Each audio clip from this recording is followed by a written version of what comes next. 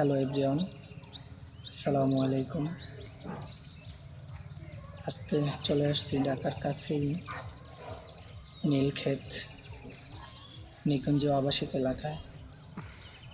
এখানে আসার মূল উদ্দেশ্য হচ্ছে আমার ব্যক্তিগত অফিসিয়াল কাজে আমি আসছি। দেন রিক্সা থেকে নেমে আবাসিক এলাকার ভিতরে যখন আমি হেঁটে যাচ্ছিলাম, তো এই এলাকার যে চিত্র সেটা আমাকে মুগ্ধ করেছে। কারণটা হচ্ছে এলাকার ভিউটা অনেকটা সুন্দর এবং অনেকটা সাজানো গোছানো এবং পরিপাটি। এত সুন্দর পরিপাটি ঢাকার মধ্যে দেখার পরে আমার ইচ্ছা হলো এত সুন্দর এলাকাটি আমি ক্যামেরাবন্দি করে ফেলি আমার ভিউয়ার্সদের উদ্দেশ্যে।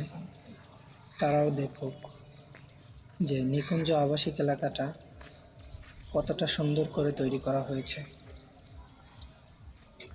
এটা সম্পর্কে বলতে গেলে এটা একটি পরিকল্পিত এলাকা, যার কারণেই এত সুন্দর।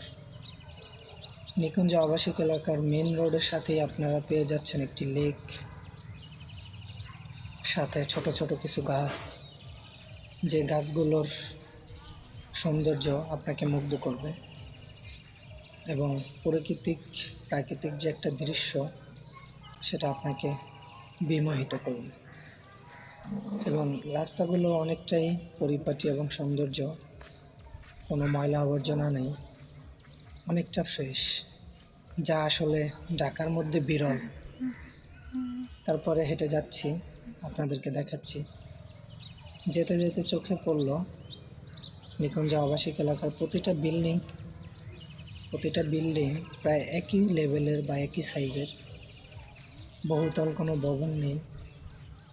আর এটার কারণ মনে হচ্ছে পাশেই হচ্ছে আমাদের হযরত শাহজালাল ইন্টারন্যাশনাল এয়ারপোর্ট।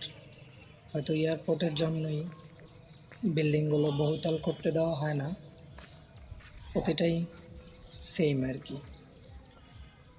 তো এত সুন্দর দৃশ্যটা দেখার পরে আমার মনের মধ্যে কৌতূহল হলো যে আমাদের ঢাকা শহরটা যদি এই এলাকাটার মতো হতো, তাহলে আমরা যারা ঢাকা শহরের বাসিন্দা আছি তাদের জন্য ঢাকা শহর কত সুন্দর হতো এবং বসবাসের জন্য আরও উপযোগী হতো। দেখতে দেখতে চলে আসছি। আসলে আমি এই বাড়িতে চলে যাব কাজের জন্য, আমার অফিসিয়াল কাজটা শেষ করে চলে আসব। আজকে অনেক দিন পরে আমার অফিসিয়াল কাজের জন্য একটু দূরে চলে আসলাম। দূরে আসাতেও প্রশান্তি পাইলাম, কারণ আমি অনেক সুন্দর একটি এলাকাতে চলে আসছি, যে এলাকাটা আমাকে আসলেই বিমোহিত করেছে।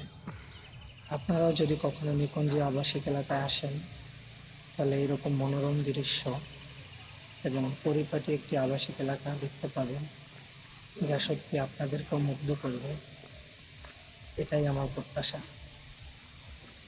আজকে চলে যাচ্ছি, আবার আপনাদের সামনে চলে আসব নতুন কোনো সুন্দর দৃশ্য বা নতুন কোনো ভিডিও নিয়ে।